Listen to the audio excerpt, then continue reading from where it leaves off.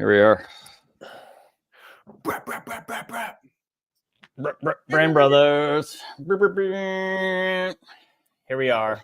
Ashford got the Nutter Butter up. Just my man only has one tab. He's the only person I've ever met who has one tab up on his computer, and it's just Nutter Butter. One single tab. Oh, one single Nutter tab. Butter.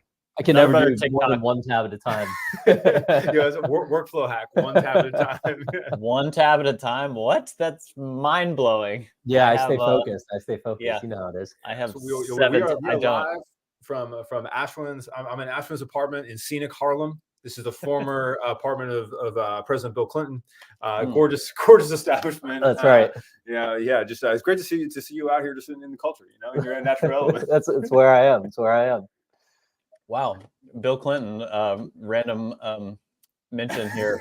Brand Brothers did not expect. We got to talk about the brand of Bill Clinton. Yeah, hey, well, have y'all been noticing how there's like a yearning for the Bush era? I've been seeing this on TikTok. You'd be like, remember how good things were under Bush? Remember when it was Bush Kerry? Yeah. Because the craziest thing that George Bush did was, I mean, he did a lot of crazy things. It was invade the Middle East. yeah. Which actually sounds relatively straightforward. Which sounds relatively simple and straightforward. And nowadays you're like, oh, you know what? Maybe we should invade the Middle East. You can do that in a week, and then we moved on to the next news story. Yo, I've seen these political ads are actually getting pretty intense. We had during the Cowboys game the other night, we had a full political ad. So in Texas here, they're taking on the Colin Allred wants boys to play against girls in Texas, right? And so they have all these like young women playing sport, and it looks like a Gatorade commercial or like a Nike commercial, whatever. And then they have this giant man who looks like he plays in the NFL just absolutely deck this young like 14-year-old girl. And it's got the political opponent's name, Colin Allred is his name.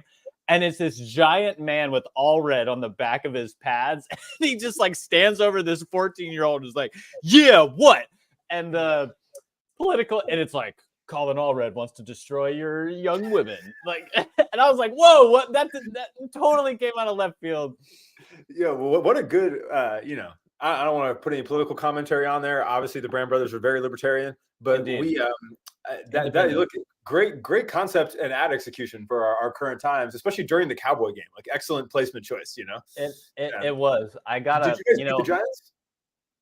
Yeah, I hope so. I think so. Yeah. Yeah, I was gonna say if you can't beat Daniel Jones, then it's time to get rid of Dak. I'm just saying. But I stayed up, no doubt. Well, we're not getting rid of him anytime soon. He's the highest paid player ever, and we'll be here for the next 5 years. But no, and they're going full funnel. I did get a mailer at the same time. So whoever their brand manager is over there is executing, all mediums aligned at this point. It was big launch day. I worked on some direct mail for the Texas Republican Party at one point. I can say they do have their operation very well put together.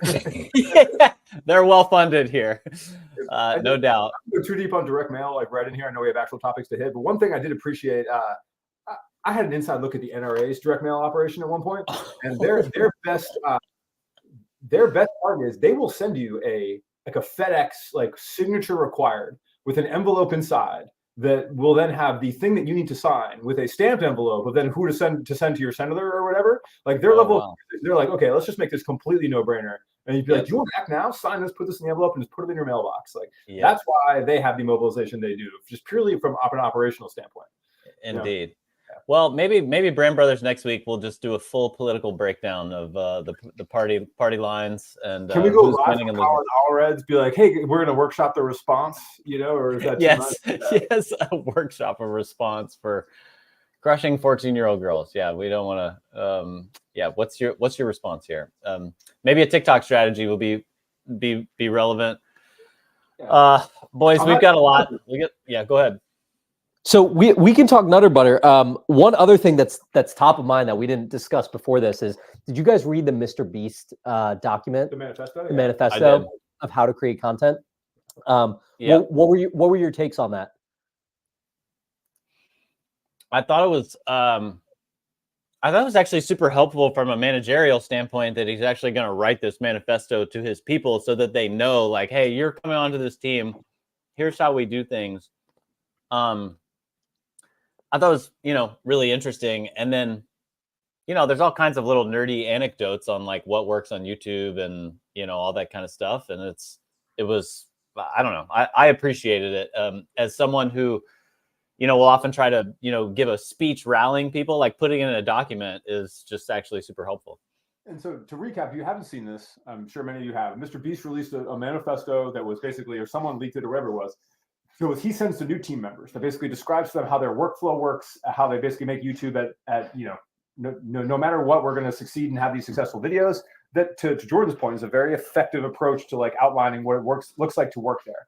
Obviously, like our HR specialist world was like, oh my God, they're asking people to, do things by any means necessary to achieve success. We can't possibly do that in America anymore. And so that had like a slightly negative response. But there's lots of nuggets for creators about like YouTube workflow. Probably the biggest takeaway I had to your question was, he was like, we are not making cinema. We are not making movies. We are not making Instagram. We are making YouTube. And we need to excel at making YouTube. The only thing I care about is a YouTube video. And I do think that is the way in our content repurpose, let's just put the ad on YouTube world, like taking that super seriously was the biggest takeaway I had, and taking it like legendarily seriously in their case.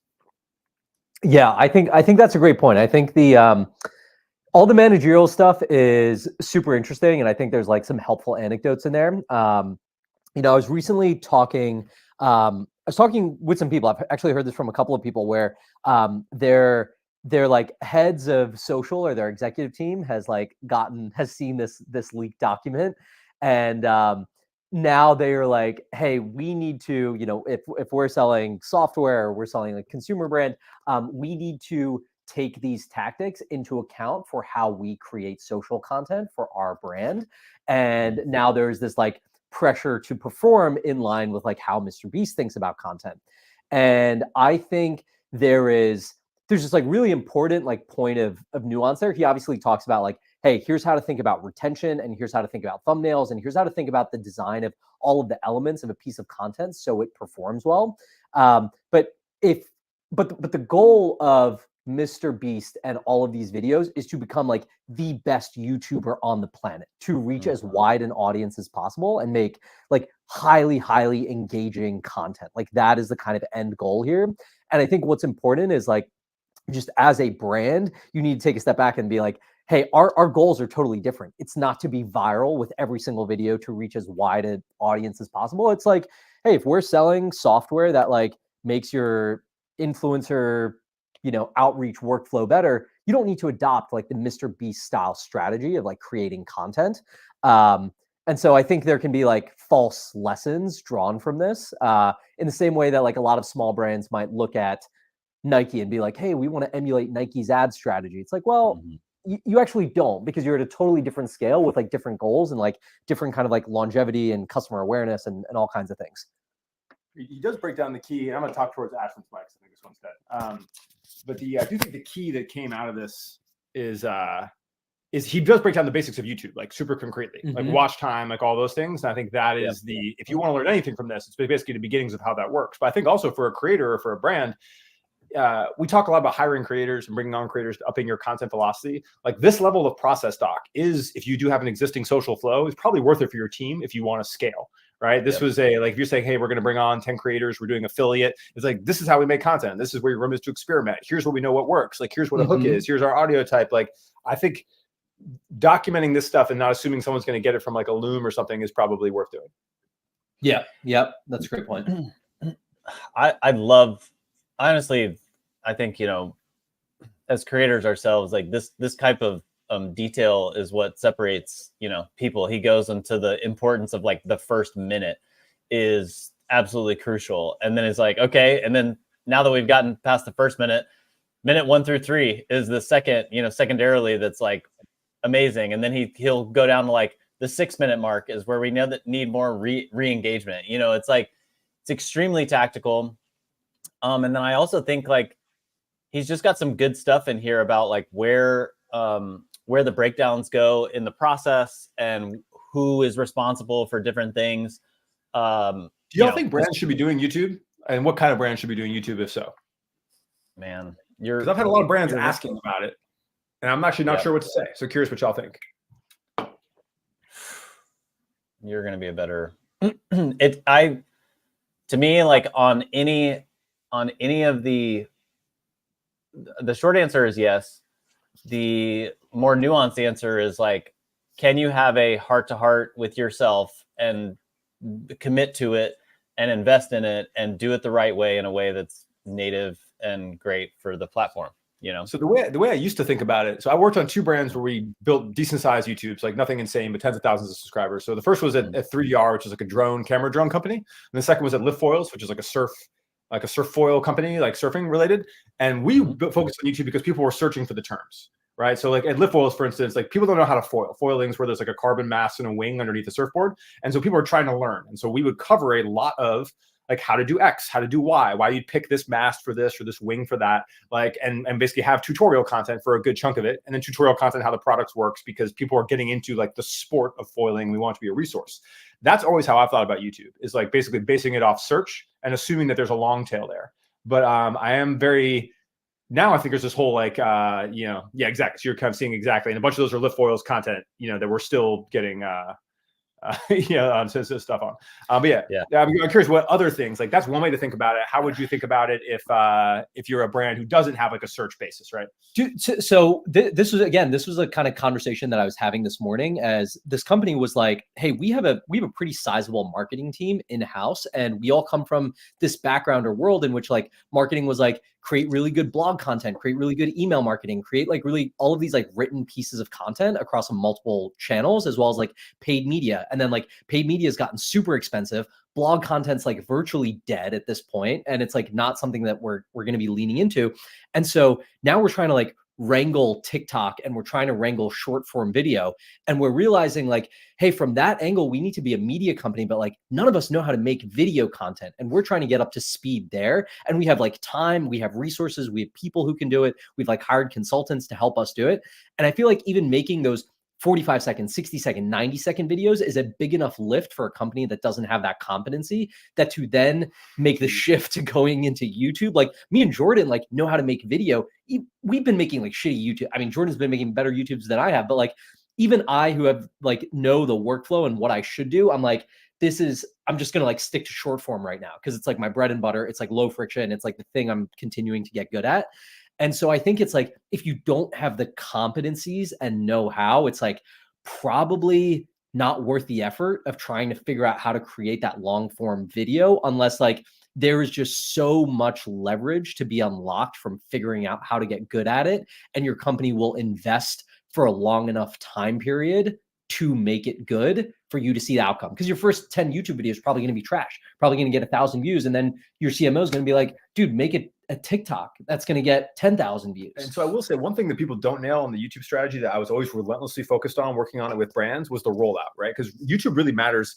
Either you're going to go purely organic, like you're just going to worry about your subscribers and let the algorithm take you, or you are going to, I lost Jordan, but I imagine he'll be back, or you're going to try to like basically get a spike, right? And so when I started YouTube, one thing that my manager recommended was like, hey, let people know right away across as many platforms as possible. I've heard conflicting views on this, because some of like the kids who do like the raw YouTubes are like, don't tell anyone, let the algorithm handle it.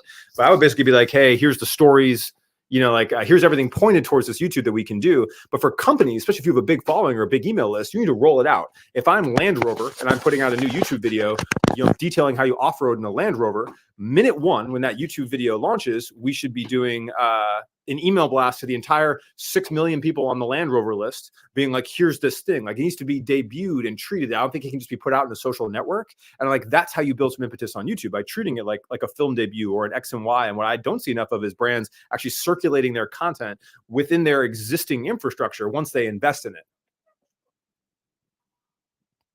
Yeah, I'm going to show a great example. Of my guys from Manners Golf. They literally just launched a YouTube one day. They did it yesterday. And to me, they're a great example of a company who they're leaning into their strengths. You have to have that honest conversation with yourself, like y'all do. Some of their limitations at Manners turned out to be strengths, right? So one of their founders is a director, like a film director. And one of the guys who works for them now, James, is this, former golf professional who's turned like graphic designer. And he's like their travel guy, and he's got this great. Actually, got pretty good, but this fickle old game can be like a gorgeous toxic girlfriend. And it basically, to me, this could be like the Anthony Bourdain of like golf. So they're based in Europe. There are a lot of like young single guys who are not, married with kids. And so they travel all the time. And so to me, they're already shooting a lot of beautiful content. They have the directorial foundation, and they're able to move around really interesting places that are very compelling for YouTube. And I think this is like a no-brainer for a brand like them who are already doing this stuff. But if you're not, you do need to have that heart-to-heart and honest conversation with yourself, like Ashwin and I have over the last month on like, okay, I need to stick to where I can do something better right now. And, the opportunity maybe in the future, and I'm going to need X, Y, and Z if I want to do it successfully. Yeah. Yes. I couldn't agree more. And I think that's like a good breakdown, like that example of like, hey, these people are like, they're going to like new locations all the time. They're shooting this content anyway. They're able to tell a narrative from that. The fact that it's like, they were probably, I can't imagine they were doing that all in the pursuit of like, hey, we're going to travel the world and like play at all these golf courses just so we can make YouTube content. It was like, hey, we can like document on the back of that and then make great content out of it that can live across. And what if is content still value or entertainment based, just like short form? So I think you've heard some version of us say this a lot, where it's like you either make entertaining content, you make value content, or you fail, right? And I think for like I've been looking at vlog content, right? I was trying to make vlogs about my life, whatever. They only get a fraction of the views of the other content I get, but then the more value you stack on top of them, just within that framework, like, hey, it's not me going to play this golf course. It's, how do you actually execute on golf playing this, like in those places? I think people need to look at that framework across like any content they're making, and long form is absolutely no different. What else? What we got on the list here today? We should roll through some of the items. I can give, while he's pulling up, I can give a quick New York scene report. New Yorkers love to sit in line. I will crumble cookies. People have been talking about the death of crumble cookies. There's 100 Gen Zers outside of crumble cookies lying down the block the other night. They were. Where's the crumble cookies? It's down on close to the LES. Okay, yeah. In the kind of like as you're exiting Soho, and then we had I just walked by the Sabrina Carpenter. I think it was called like short and sweet, like pop up or whatever. We're just like having a coffee. Gen Zers lying down the block. Free chai night last night, lying down the block. Apollo Bagels, lying down the block. Perpetual lines. New Yorkers' ability to wait in line for bagels is unmatched. You will not see this in any other cities. Absolutely, it's true. It did remind me last week. I live in a bigger city, Dallas, but we were in Boston last week, and the lines actually grow exponentially when it starts raining outside and people just want to get inside for something. So I experienced that over the weekend. If you like large crowds and long lines, get to a big city. In particular, Gen Z, man, the youth, the youth love a crumble cookie, the youth love Sabrina Carpenter, the youth love a line. They love sweet treats. Antonio, right? Correct me if I'm wrong. Right. What have we got on the list? And by the way, we got people from Miami, we got people on LinkedIn, we got everybody. Appreciate y'all rocking with us. Thanks for joining. Okay, I'm going to show you Nutter Butter's TikTok here. This is the talk of the town right now. Ashwin did a video this week that basically implored brands to not do. I would say that Nutter Butter has hit peak content critique. I'm seeing people who know nothing about content. I'm seeing just like celebrities be like, "Have you seen the Nutter Butter TikTok? Let's break down their strategy." So I think content critique is hitting an all-time high. Okay, so it's interesting to me that everybody's like freaking out over this, and maybe it's just the first time it's happened in CPG, but like the Buffalo Bills and TCU Horned Frogs were doing this like 2 years ago. This kind of been doing it for a minute, Yeah, we can go back, but it's this like completely unhinged Y2K, Ashwin, give us an assessment of what's happening here. If you were defining the strategy for luxury brand. So you remember those 2000s Quiznos commercials? It was like, "We love you subs." It was like a rat on TV. No. Okay, no, but gosh, it's the first time I've heard Quiznos. So kind of like these fever dream videos that were run on TV, which is actually crazy if you look at it back then, right? The just like production dollars in that content, as well as them convincing like whatever marketing agency convincing the Quiznos team like, "Hey, we should go run this as TV ads," is just absolutely wild.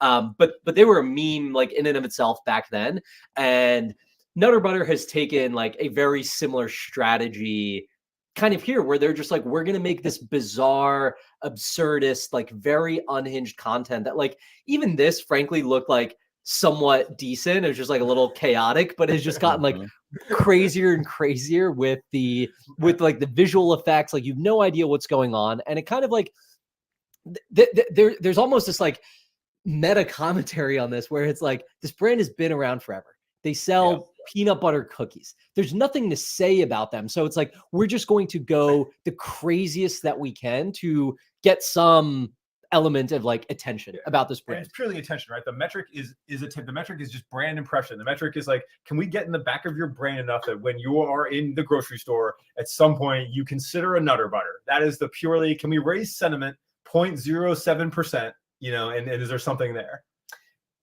Yes. If you want to look at the way an algorithm works and extremism, just look at like, it's funny to go to scroll all the way down here. Like, this stuff is like, you know, okay, it's funny, it's weird. But then if we just start scrolling and you get further and further up, so now they've got this glitchy kind of, you know, 1997 VHS cam filter, and then it's just going to get more burned out. We're looking like Tony Scott in Burning Man or Man on Fire here. Come on the pod. Absolutely. Travis or Tony. Here we go. And then it just gets like the face gets weirder. This gets weirder. And I mean, this is what happens with the algorithm, and you see millions of views. Yeah. If you're a small brand, should you consider adopting this? If you are a brand that is sub $50 million, should you consider this as a strategy? No, I have a hard take of no. Yeah, Ashwin, you gotta tell us. Hard take of no on that. I think one of the reasons is like, prior to any of this content, were you guys familiar with Nutter Butter? Yes. Yeah. I grew up eating it. Yeah, well, they've been around for 50 years. It's like they're in every grocery store. I ate them when I was a kid. And so like, now everyone has like seen them, right? It's so unexpected if you see Nutter Butter. The same way that like Wendy's was unhinged on Twitter. We were all familiar with Wendy's. We're like, okay, whatever. They're just like a fast food chain. Then you start seeing them getting like sassy and like combative and like dunking on people on Twitter. And it's like, oh, there's this like unexpected personality behind this like corporate behemoth that we're familiar with and like how they present online. And so the fact that everyone knows about Nutter Butter already, we have some affiliation with the brand, probably haven't thought about them in at least a decade. And we're like, whoa, this is like, it's so unexpected coming from them. But say you're a brand that no one knows about, you're sub $50 million, you're making these new peanut butter cookies, and you adopt a strategy like this, you don't have that widespread retail distribution, you start making this, it's like, those videos will probably go viral, but it's like, say it's like Rapagon snacks or something. It's like, people are like, what is this? Like, I'm going to speed round for you guys. If you think, I'm going to name a brand, do you think they should commit to the Nutter Butter strategy? I'm going to kick off first. Nike. No. Budweiser. Yeah. Yes. Yeah. Yeah. J. Crew. No. IKEA. Yes. Yes. IKEA would be huge on this. Yes. Totally. If we take legacy multi-billion-dollar brands, we can apply this to many. All right, cool. We're going to go through 10 more, but I was just curious if you can see the line of thinking on how this works. Okay, no, hold on. Shout out Rachel Carden, excellent newsletter. Subscribe to her Substack. All right, note to self. It looks like Dentsu Creative is who's running this. 2022 to 2023. Yeah, exactly. They didn't get Nutter Butter on the interview. Nutter Butter said no interviews. You know what I'm saying? Yeah, that's right. Aiden said no interviews. Well, anyway, I'd be very curious to know who worked on Nutter Butter during Dentsu. Yeah, so if you want a deeper dive on this seems like a great. This is Rachel Carter's link in bio. Yeah, Rachel Carter is a great newsletter. Yeah. If you're in social media, we're awaiting Ashwin's social media newsletter. We'll get there someday. Yeah, one day. Yep. After your YouTube breakthrough. Okay, so transcribe them, run them through Claude. Now you have a newsletter. Weird. That's right. Just run the whatever his name is, playbook. That guy. Carl Rowe? No, the guy, the black and white. Spiro Agnew? Yeah. No, you know. Whatever the guy's name is. Gosh. Oh, dang it. Anyways, all right, we'll move on. So Nutter Butter, I mean, it's interesting to me that that's caught, everybody's attention. The sort of unhinged TikTok thing has has been done for a little while. Jordan, which sports brand would benefit most from the Nutter Butter strategy? Oh gosh, I think like Bad Young Birdie. That Bad trash. Birdie. Honestly, y'all. Oh my gosh, I gotta. The pull Bad this Birdie's up. gonna be waiting for Ashland outside the Harlem apartment. You know, The freaking. they refer to the gosh. bands as the Bad Birdies. That'd be fire. You guys really missed. Okay, so tell them a little bit about our week in Boston last week. You guys are in New York together. Last week we were all together in Boston. What were your takeaways from last week? Last week we were in Boston. Yes. So for context, last week the three of us were in Boston for HubSpot Inbound, their kind of annual conference. HubSpot, very large CRM, kind of like marketing tech player.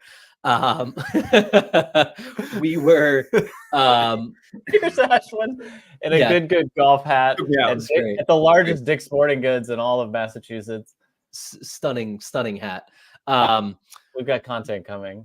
We were in Boston. We were there for HubSpot. We filmed an episode of this, what we do here every Friday, and we did a recap of just like top campaigns, marketing, social, brand launches that we've seen so far in 2024. So we talked about those companies as well as strategies that brands can be employing and using moving into 2025. So we did a kind of speed round there, which is great. That's going to come out probably in a couple of weeks. And then we were on the streets shooting content, going on some retail runs, talking merchandising and brands. Yeah, so we went to House of Dick's, which is like the massive Dick's Sporting Goods. Actually, it's called Dick's House of Sport. Sorry. And it was like a massive, it's like the biggest Dick's Sporting Goods possible. There's a lot of interesting content there. Now, I went to the Museum of Fine Art, which was probably the best thing that I could find in the surrounding area. We went to this trade show. We did get a lot of questions. Might be worth running in here. How do you stand out in a trade show environment like this? So, for instance, HubSpot Inbound. 11,000 people come to HubSpot Inbound. There is a cottage industry of applications and things that, everything from Atlassian to Calendly to RingCentral to whatever that actually support this. But like, how do you make a booth succeed in that environment? I'd be curious on your take on it. I will shout out the one that was good. There's Superside, which is like an on-demand design service. Okay service, but they had they attempted to do something well. They had a photo booth. Photo booths are always a great one to stand out, but it ran you through AI to show you as a Grecian statue. But it did make Jordan look like a Grecian maiden, which was not maybe the strongest look. So the AI may not be quite tuned yet, but it was at least like a gimmick that was relatively interesting. Any thoughts you guys want to put out? I agree. I think that was the one that all three of us stopped at and went and got our photo taken. I think, I don't know that there were any others particularly that stood out, but I think in all of these, like having some kind of hook that pulls people in, that's interactive in some capacity, whether it's like, hey, I'm giving you X just for like walking by, that's like interesting, or like you're going to come here and you're going to leave with Y, and like that thing is interesting. That is interesting. Yeah, there were other booths that were just, hey, stop and learn about our whatever booth had these. So basically, there's tote bag trade show culture. So there is, there we go, got the clip. So basically at these shows, there's always like an it tote bag. So at this show, there was the notorious BAG, which that was completely original, and they haven't seen that before, then touche. But I imagine that's something that someone else has done to the trade show. But it is like just corny enough to work. But I will mention, like I was at Expo West 2 years ago, and this brand had there was a security problem issue at the level of tote bag design. I actually met the designer. This is the woman, Tiffany, who designed Muscle Goo. I met because I posted that bag. Like this was the it bag. And she's like, hey, I did that. So just a note for like designers to show your work when you do it. But I will note that like that's the other thing too. Like we did it like Crease Group is a manufacturer I work with. When they went to Magic, they had like a tote bag the size of a person, like an oversized tote bag, like an entire thing, which was like a thing where you're like, oh, like it's a quasi-viral. People laugh at it. You get some affinity. Yep. There's also like the giveaway nature of that too. If you're going to spend $3 or whatever it is on a giveaway, like make it sick. Yep. I also think the one that stood out for us, I think, if you bring something that's a little unpredictable. So if you're going to a tech trade show, right, you're going to imagine there's a lot of booths, probably screens, people are demonstrating tech. There was a essential oils and neck massage neck massage was one part of it. They had essential oils on the other, but the essential oils were like, in these crazy vats, right? Like these oils. First, the essential oil booth. If you have a millennial Gen X female demographic, they had the moms lined up deep, hundreds deep, for the essential oils like custom formulation booth at HubSpot inbound. So cannot, if that's your demographic, apparently that works. Cannot recommend highly enough. Well, only essential oils for inspired founders, right?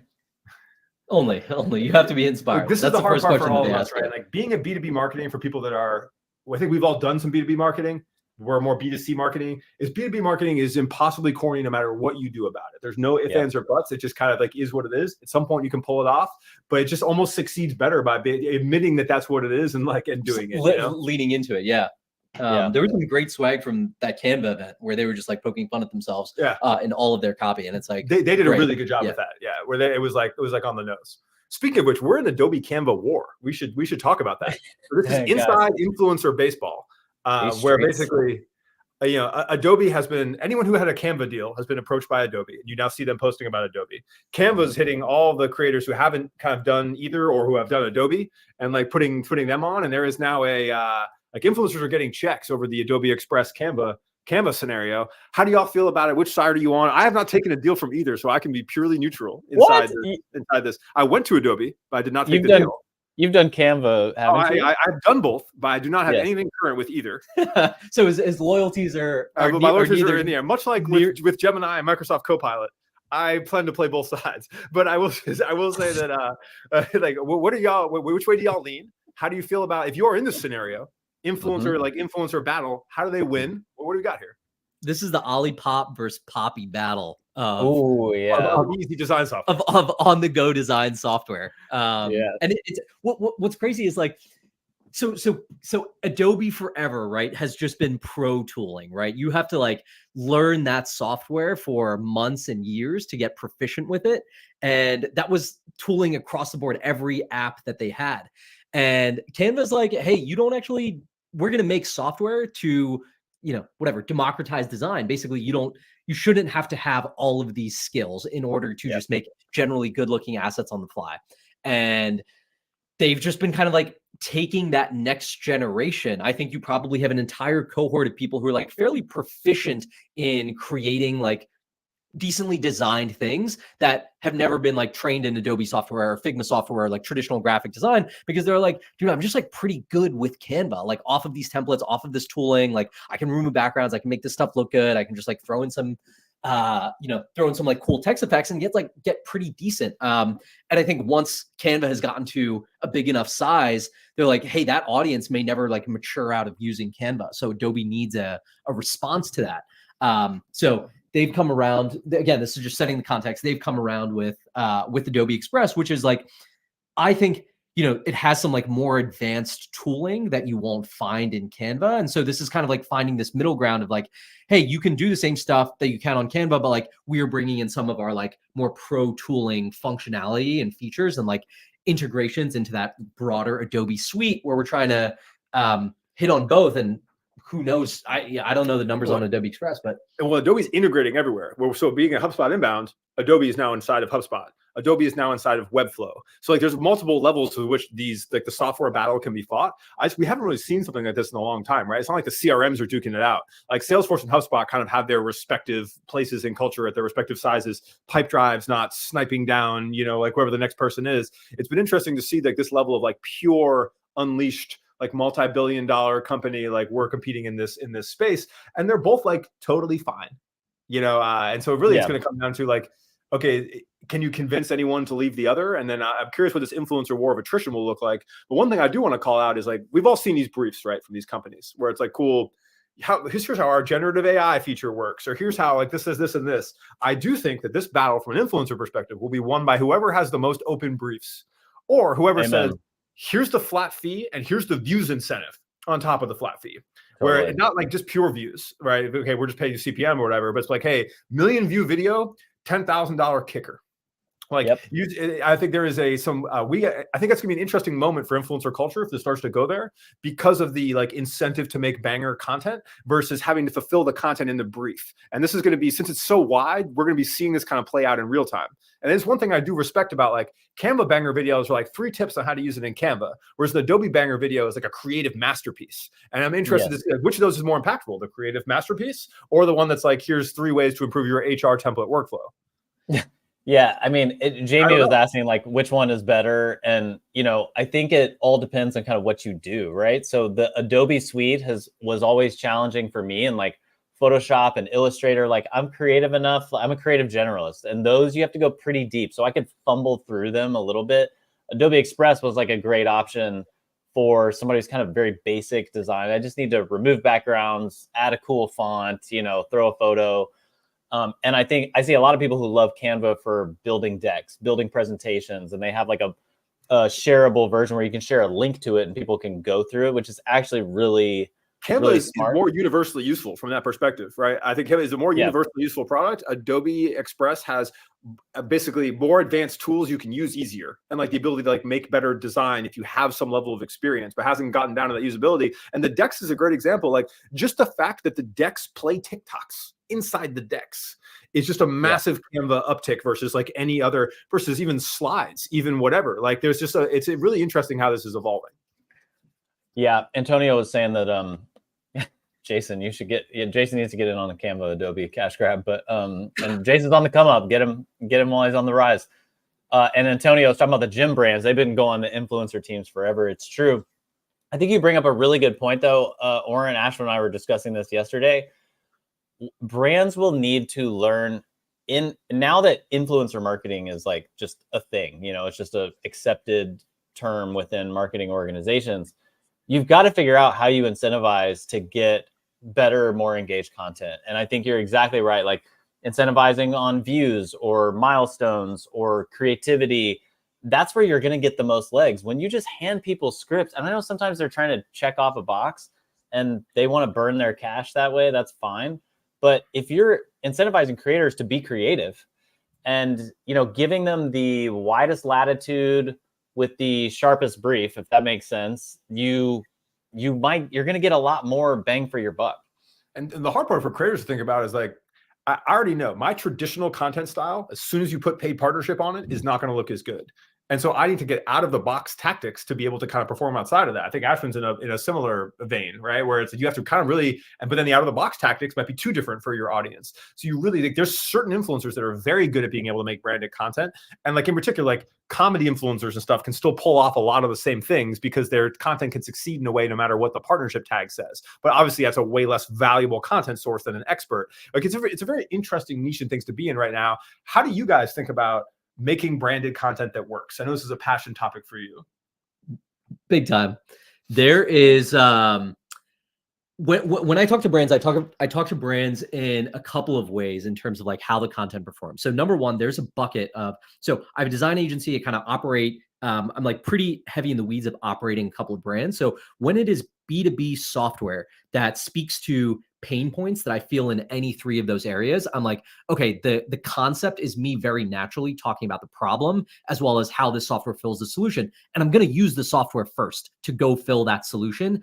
Once I can do that, the video is very easy for me to make. It's very natural. And like most people who watch that video who've seen my content are like, that doesn't even read as an ad because you're just talking about this problem that you had and how you solved it. And like, that is like one format or kind of like pillar of my content where I just talk about like challenges or problems or like how I solve things in like growing these kind of like early stage consumer brands. So that's one kind of category or space that does really well.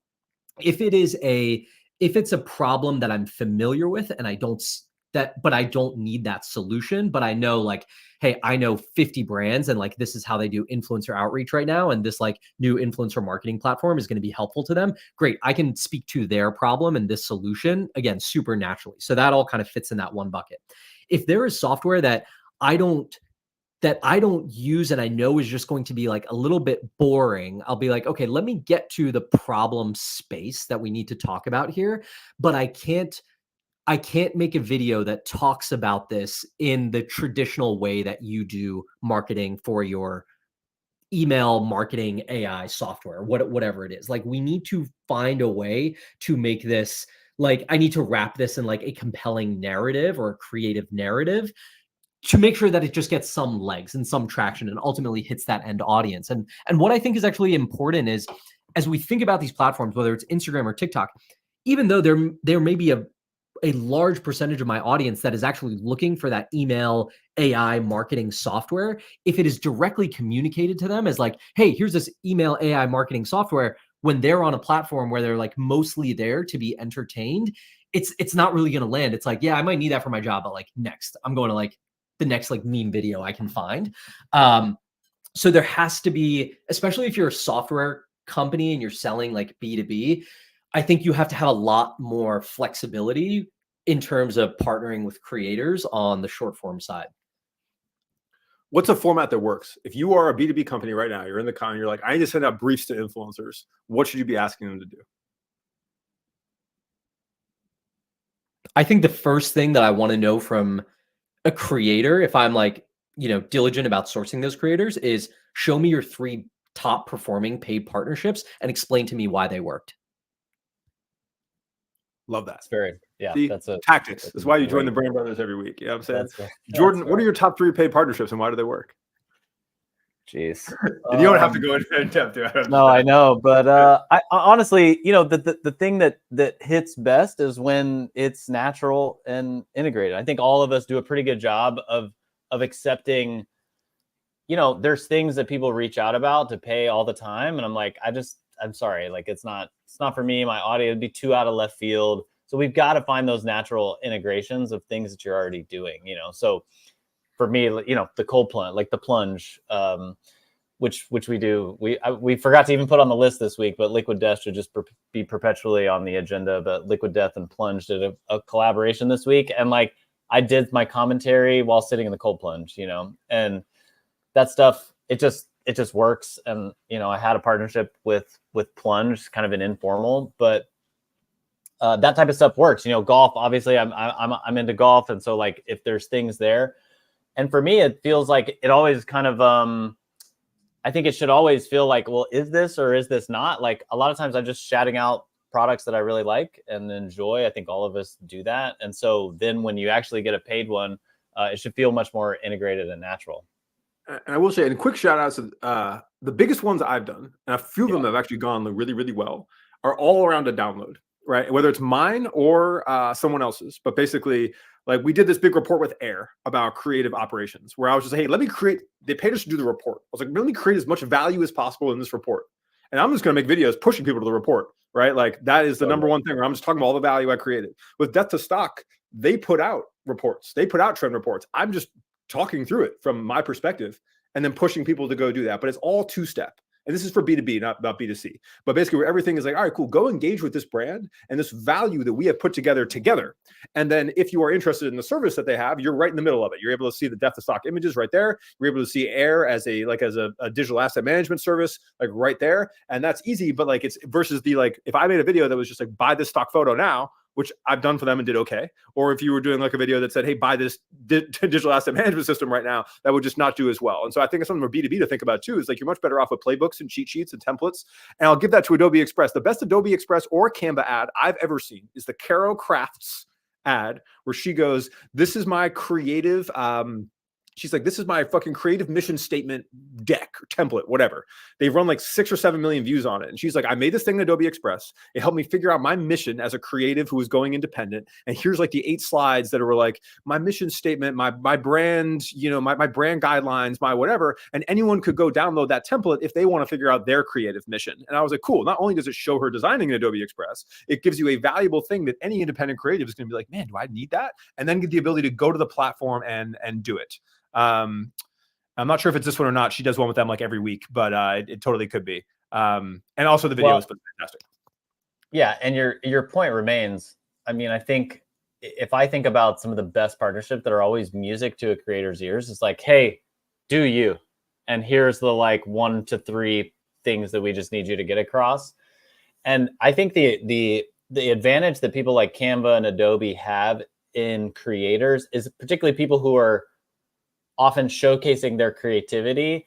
All 3 of us get this all the time. Like, hey, what is it? What's that font you're using? Or how did you make that? Or how do you do your backgrounds? Or how do you do this? Like for this stuff, it's just so native that people who are making things can take you behind the scenes and show you how they make things with these products. And it makes it so much easier. What was next on the list? We only got 12 minutes left. Yeah, we haven't even. So sorry. Yeah, go ahead. So Olipop hired a creative director from Lego. Yeah, that's right. Which was interesting because I will say one thing: Olipop, to me at least, better product. Poppy, more seen, more visible, better marketed, and better creative directed.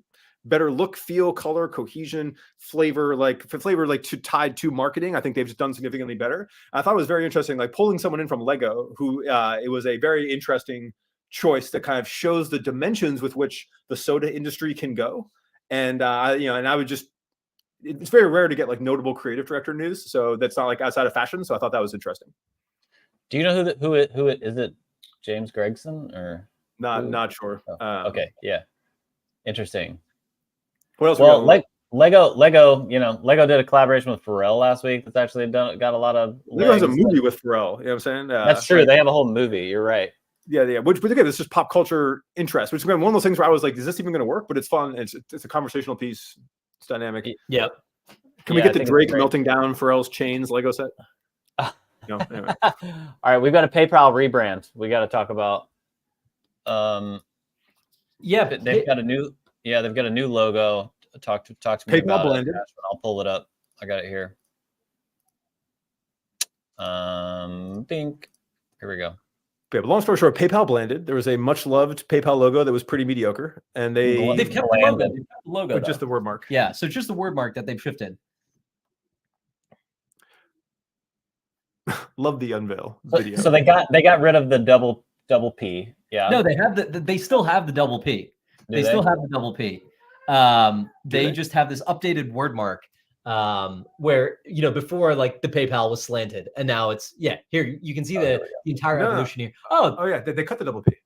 They got the double P out. They cut the double P. They do not have that. And so this is what they're using in place of that, which is. And here's where I'm like, obviously we have some noted proponents of the against the blending of logos here. But like what I'll note is at this, where we're at right now at the size and ubiquity and of everything, it's like readability number one is.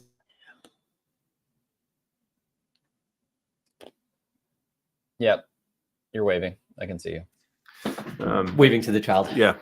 Okay. I think, listen, if there's this that classic blending chart that goes around every. Well, okay, hold on. Let me take a step back. So there are people, especially in like the design community, who are like, PayPal is like they've lost their identity. I actually think this stuff looks pretty good.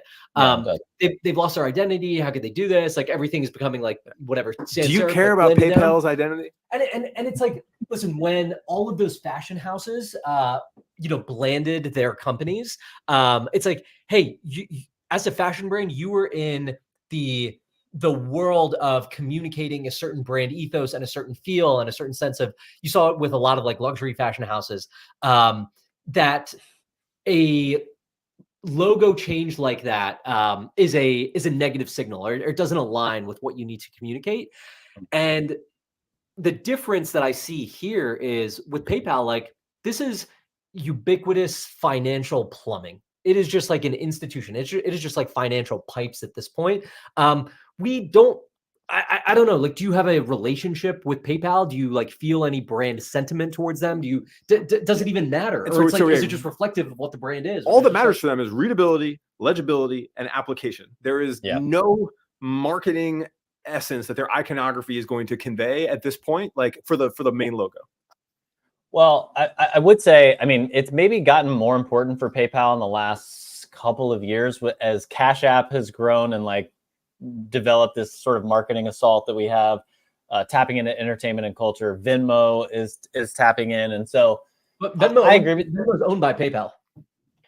Are they really? Well, they're very similar in terms of like color and identity as you think about. Well, blue, I forgot. Actually, blue is the color of integrity, so all of them are using blue in some way. But yeah, you're right. I mean, do we really have a relationship? I don't know. I just want them to pay me on time and let me do transactions. Amen. PayPal. What we doing? Yeah. You guys let's talk about Liquid Death and Plunge real quick, because we just have to have a weekly segment brought to you by Liquid Death. Man. So am I the only one who's just like, can we just never talk about Liquid Death again? But I kind of feel that way. Even though it's like, you might be right. Excellent execution, 10 out of 10. Can we? That's it. What else can we say? Makes 100%. Makes total sense. Can't wait to see this in some guy in my fucking fantasy football league's backyard. Yes, totally. I actually just I just think that I wanted to land one point here, which I think is a lot of times people they're doing collaborations for the sake of audience size and not necessarily quality or a benefit on the other side. And like, to me, if you're Liquid Death, you want people to think of this as cold and refreshing.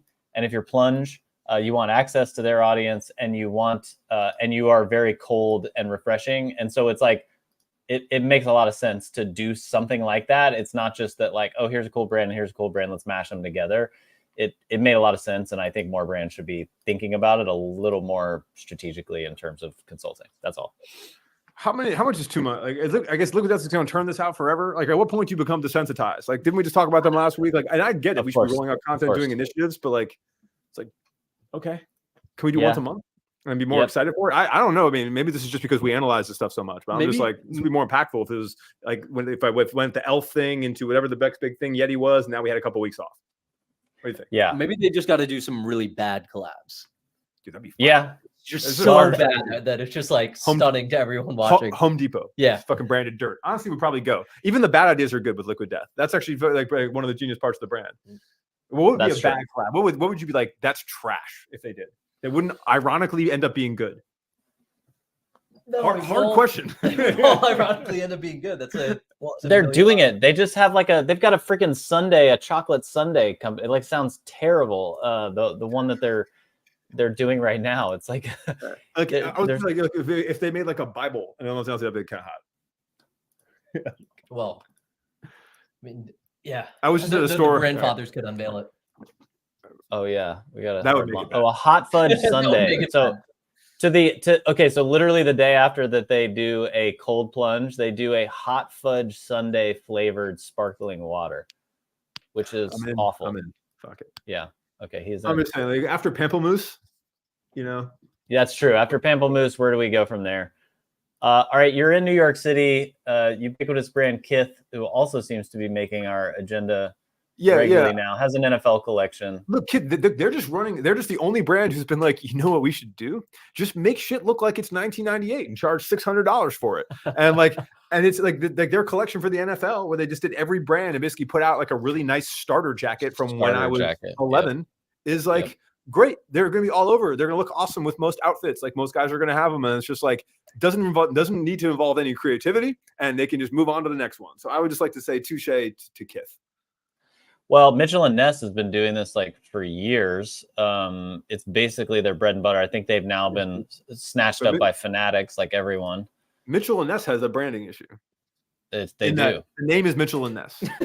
I'm just saying that's the only thing. Like, it's well regarded. It's a good, like, I have a positive association with the brand. I know they make those things, but it just doesn't work. It just like the name just does not allow them to go to another level, at least in my opinion. It's just an awkward name. If it was just Ness, it would probably be fine. Yeah. I also think they've been as NFL and team licensing has now become like ubiquitous as well. By the way, we have like OVO who is doing they're doing like college collaborations now. In the chat. Like, are the Mounties wearing this? Like, why? How does the OVO? Why is this still going?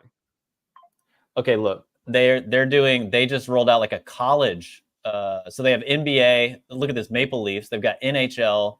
They have NBA there, and then they have college here. If you were just telling me OVO is just trying to be Canadian Kith, I actually would totally get it. That actually may make sense. And it's just like, cool. Totally. It's like everything Kith's doing, but for Canada, and it's like a B-. Like, okay, that's probably a market for that. Yep.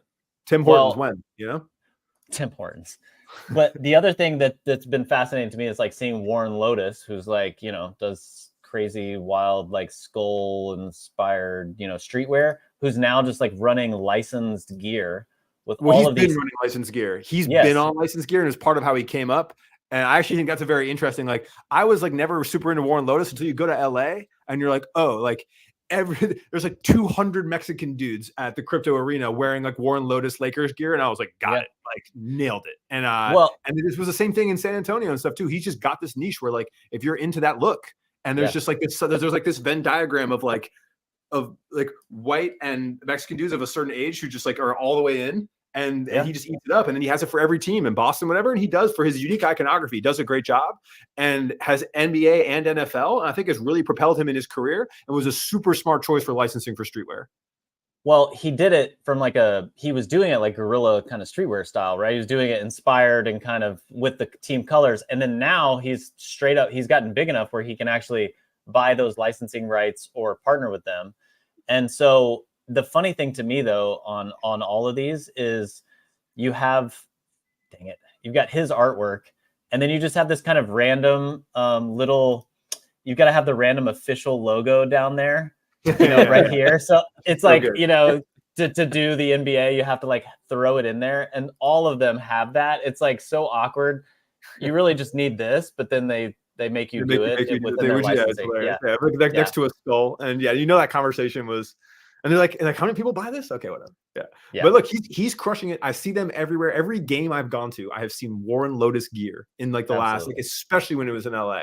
And so I want to give just a touche of just like good example of just amazing like aesthetic style that may not appeal to you, but it appeals to a consumer demographic, and then they apply it across things that consumer demographic likes with licensing. And what I love about licensing for teams is people wear these to games. If you wear it to the game, some other dude who's into metal looking stuff is like, what brand is that? Where did you get that? And you get this natural movement from it. And I think it's just a perfect example of how to leverage sports licensing. And especially if you have a super aesthetic look where you're like, oh, I make, obviously this is an example, but I'm sure there's plenty of other aesthetics you could cross this to. Would love to see the goth version of this for all teams, like the opiumed out Celtics gear with the Celtics like official logo. Yep. Well, I got to give a shout out to my buddy Hans, who does this in Dallas. He does basically like every team comes to him to try to make something cool. Sort of like what Ronnie's doing, so like he'll do, like the Cowboys never made anything cool, but this is actually cool. Same with the Rangers, and he'll do like a version of it, and they'll give him pretty wide latitude. And more teams should be thinking that way if they want a different generation to adopt their Post Malone, and then I know whoever his collaborators are and his brands, and then I know he does stuff with whatever that one other like Southern brand is, Cheating Snakes. Like they did really cool. They did really cool Cowboy stuff, and like we're like using Cowboys iconography. I'm not sure how official it was, but I was leaning to that shit. Oh yeah, well they did it with Network, I think. And can we get Cowboy the Cowboys times Realtree just done by any decent designer would go absolutely bananas. Ooh, you're right. All right, I gotta hop on. We got to talk about Sitka maybe next week. Hunting brand. Oh, yeah, you should do a whole Sitka QU. We should like full camo, fucking in down. I'm in so deep. Yeah, my old buddy who I used to work with Nike is over at Sitka now. Cryptech, also the brand brothers. Yeah, totally. Yeah. All right. Thank y'all for tuning in. Anything to plug this week? No, we'll see you next week. We'll see y'all next week. Branded content. Yes, send it to a friend. Just put it on. Just let it run all the way through. Just send it to the group chat somehow. Appreciate y'all jumping in, and y'all have a great week. Thanks for all the comments. Appreciate y'all. Thanks, guys. See ya.